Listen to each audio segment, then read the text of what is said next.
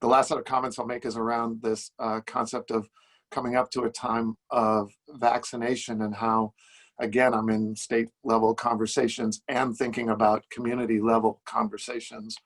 around the prospect of a vaccination. And there's this twinning, this dipole of perspectives that I'm trying to hold around.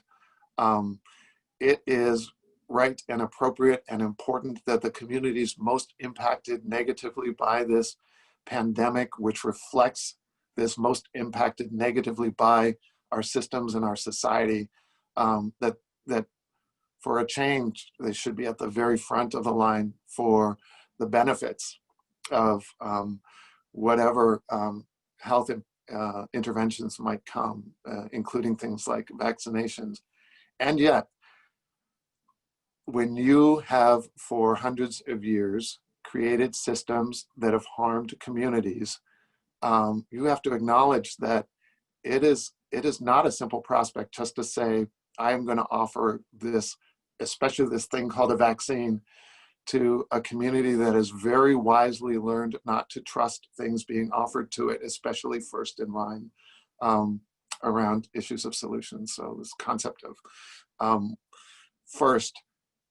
brings with it also ideas of Tuskegee and experimentation, and especially as we think about maybe this first round of vaccines are going to be the least effective. Let's just say that's a possibility. What does it mean to then put communities most at risk first, and be possibly by design offering them second-rate solutions compared to what might come later? All of these things swim in my head, and I keep coming back to the pain of trying to navigate these spaces as communities that know that they are placed in the worst positions once again for an illness that has such an ability to reveal the worst and maybe possibly the best of us as well.